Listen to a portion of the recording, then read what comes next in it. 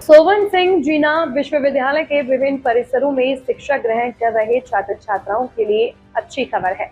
विद्यालय प्रशासन ने प्रयोगशालाओं की स्थिति में आमूलचूल परिवर्तन करने के लिए करीब 4 करोड़ रुपए की एक महत्वाकांक्षी योजना तैयार की है। लंबे समय से संसाधनों की कमी झेल रहे विज्ञान और अन्य तकनीकी विभागों के लिए ये निर्णय मील का पत्थर साबित होगा। इस बड़ी उपलब्धि के लिए विश्वविद्यालय के कुलपति और वित्त अधिकारी ने शासन से बजट स्वीकृत होने पर मुख्यमंत्री, उच्च शिक्षा मंत्री और शिक्षा सचिव का विशेष आभार व्यक्त किया है। इस योजना का विस्तार विश्वविद्यालय के अल्मोड़ा, बागेश्वर, चंपावत, रानीखेत और पिथौरागढ़ परिसरों तक होगा। आधुनिकीकरण के इस अभियान के तहत लैब्स में न केवल नई और एडवांस मशीनें लगाई जाएंगी, बल्कि आधुनिक उपकरण, नया फर्नीचर और अत्याधुनिक तकनीकी संसाधन भी उपलब्ध कराए जाएंगे। प्रशासन का लक्ष्य छात्रों को किताबी ज्ञान के साथ साथ उच्च स्तरीय व्यावहारिक अनुभव प्रदान करना है, जिससे वे राष्ट्रीय और अंतर्राष्ट्रीय स्तर की प्रतिस्पर्धी परीक्षाओं और शोध कार्यों में अपनी धाक जमा सके। कुलपति ने जानकारी देते हुए बताया कि इस पहल का मुख्य केंद्र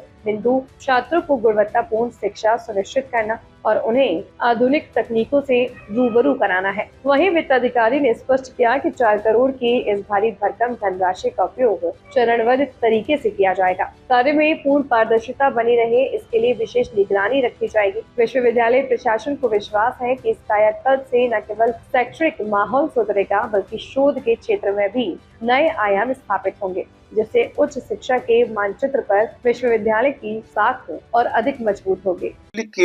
जैसा मुझे हमारे वित्त अधिकारी महोदय ने आज अपडेट किया कि रिसर्च फैसिलिटीज के लिए, इंस्ट्रूमेंट के लिए, केमिकल के लिए शासन द्वारा हमको 4 करोड़ रुपए दिए गए हैं। इसके लिए हम पिछले कई सालों से 2-3 साल से प्रयासरत थे। मेरा ये मानना है विश्वविद्यालय खाली टीचिंग से ही सस्टेन नहीं कर सकता है। अगर विश्वविद्यालय को आगे बढ़ना है तो विश्वविद्यालय को शिक्षण कार्य और शोध कार्य दोनों साथ साथ ही करने पड़ेंगे, और साथ में खेलों को भी उतना ही महत्व है, डिसिप्लिन का भी उतना महत्व है। लेकिन व्यक्तिगत रूप से, क्योंकि मैं भी एक बेसिकली अपने आप को शोधकर्ता ही मानता हूँ, तो मेरा ये मानना था कि बच्चों को रिसर्च के प्रति जो है थोड़ा और जागरूक करके उनको फैसिलिटीज दी जाए, जिससे क्या होगा कि बच्चों का फैसिलिटी मिलेगी तो बच्चों का रिसर्च की तरफ रुझान बढ़ेगा। और यहाँ पूरे उत्तराखंड में रिसर्च की अपार संभावनाएं हैं। जितनी संभावनाएं रिसर्च की हमारे यहाँ है, उतनी शायद ही किसी दुनिया के किसी देश में या किसी प्रदेश में होंगी। इनफैक्ट कुछ दिनों पहले किसी एक अंतर्राष्ट्रीय सेमिनार में था, तो वहाँ एक वैज्ञानिक ने कहा कि आपका तो पूरा उत्तराखंड अपने आप में एक प्रयोगशाला है। तो हमारा उत्तराखंड को उन्होंने कहा प्रयोगशाला है, इसमें तो लैब बनाने की जरूरत ही नहीं है। हिमालयज आपके लिए बहुत बड़ी प्रयोगशाला है, उसमें आपके बच्चों को शोध करना चाहिए। तो इसी को सोच ध्यान में रखते हुए हमने कोशिश की, और जैसा मुझे हमारे वित्त अधिकारी ने आज प्रातः बताया कि वो धनराशि स्वीकृत हो गई है।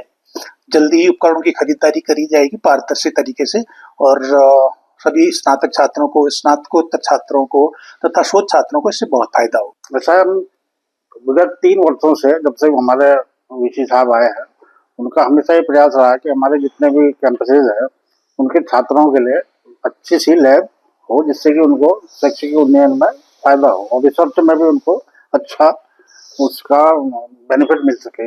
इस संबंध में शासन से हमने विगत 2-3 वर्षों से हमारी प्रयास थे कि हमें इसमें धनराशि मिले, लेकिन इस साल जो है हमें चारों परिसरों के लिए हमारे करीब 4 करोड़ रुपए उक्त मद में स्वीकृत हुए हैं, जिससे कि हमारे चारों कैंपसों की जो भी हमारी लैब्स है उनको हम रिनोवेट करेंगे और उसमें मैक्सिमम उपकरण और औषधि वगैरह जो भी है उनको उसमें खरीद के कराया जाएगा।